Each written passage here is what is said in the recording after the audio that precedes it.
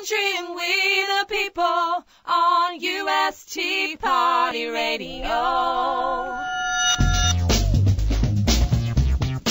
Welcome to US Tea Party Radio. God, country, and we the people. With Bill Gruber and Kaz Taylor. Well, you either love or hate this guy. I personally love him. Those of you who appreciate people of conviction and principle and truth, you're going to really embrace Joseph Farah. WorldNetDaily. Or WND.com, if that's easier for people. It is indeed. So, Joseph, I've been seeing the big spoon coming out. I get emails from you all the time. And what's the newest stirring point? Well, you know, probably this year, the thing that I've been focused mostly on, I have a new book out called the Tea Party Manifesto, and it's an effort to really give focus and a sense of vision to the Tea Party movement. I've been a promoter of the Tea Party movement for a long time. Even before it existed, I was promoting it. Yeah, well, that was your DNA. That's right. And you know, I want to make sure that this very potent grassroots political movement doesn't get hijacked. And I see all kinds of efforts to do that from Washington insiders. And so the Tea Party Manifesto is my effort at trying to come up with a mission statement. I mean, I speak to Tea Party groups all over the country, and when I do, I get a lot of questions from especially media people that say, you know, well, what is the Tea Party movement all about? You know, what are the issues that are most concerned? And so this book was my effort at coming up with a mission statement, and basically the one I came up with was one that, you know, greater minds than mine had already conceived of, and that is, it's all inspired by the Declaration of Independence. Exactly.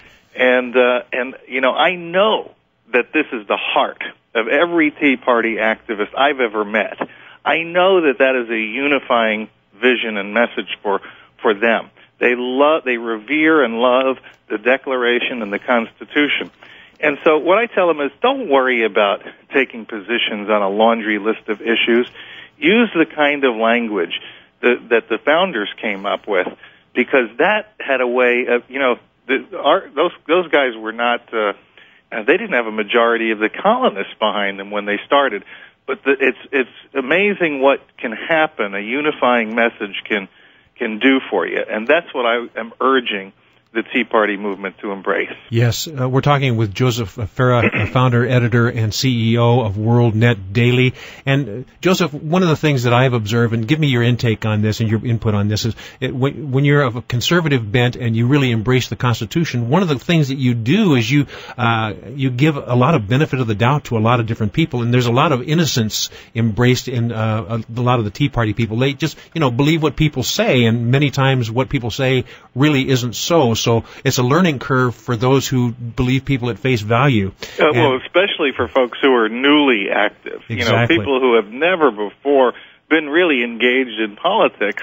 So you have a lot of folks like that. But the other thing that surprises me is just how well informed the Tea Party folks are. I have to tell you, and even the polls show this, that they are the most well informed, the best educated among us. So, you know, it's true that they don't have a lot of experience in the political arena, but they do have very good values, and they're very well informed. My daddy says, be wise as a serpent and harmless as a dove. It's a challenge sometimes, isn't it, Joseph? It sure is. You know, one of the things that I've found, and you're right, when you talk about this large expanse of people, there are people that have different pieces of knowledge that you, as a publicist, may not even have. And so, you know, the trick is not for you to think that you're above everybody else, but to really take advantage of the knowledge base that you have out there. And the Tea Party is a tremendous knowledge base, and the challenge that we have is speaking with a single voice and actually using this knowledge base for the good. And I'm sure one of the things that liberals are trying to do is to discourage us from that level of communication, where we can each one use our own strengths and knock over some giants. That's right, but there are also people within the Tea Party movement that are offering a competing vision, which I think is a huge mistake. My vision is not without competition out there. There's some Washington insiders who are trying to constrain this movement to purely economic issues. And my book is also a warning shot against that. Because, listen, the fundamental problems facing our country are not purely and exclusively economic. So how do you address the totality of our problems without addressing them head on? And, in fact, I don't believe there's any society or any civilization that has problems that are only economic. Usually the economic problems are a result of other factors that are taking place. For instance, some of the groups involved, the federations and so forth, and the Tea Party movement are suggesting that this is how narrowly they define the economic issues. Illegal immigration is not an economic issue to them. You can't talk about that. Yeah. Well, it has profound economic consequences. Yes, it does. And you can't ignore that. You can't. And there's so many other things, too. And all the spinmeisters are trying to make it sound like you're a bad guy for bringing these things to the surface. But the truth of the matter is you need having clear discourse one with another or discussion. That's a good thing because the truth wins, ultimately. Well, that's a good example of that you mentioned is the whole issue of eligibility with the president. I get a lot of criticism from elitists about harping on that, but you know what? It takes you right back to the Constitution again. It's a constitutional eligibility test we have for the president. It's unique. There's nobody else in the United States who has to prove he's eligible for office.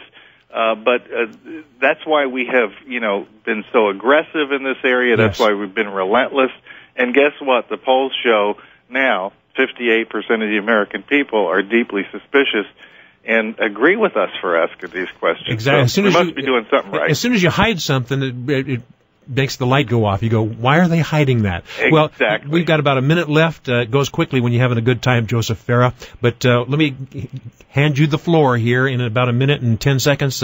Give us some encouragement as Tea Party people. Talk about your book and website information. Well, the Tea Party movement remains the most effective and exciting and dynamic grassroots movement this country's seen in modern history.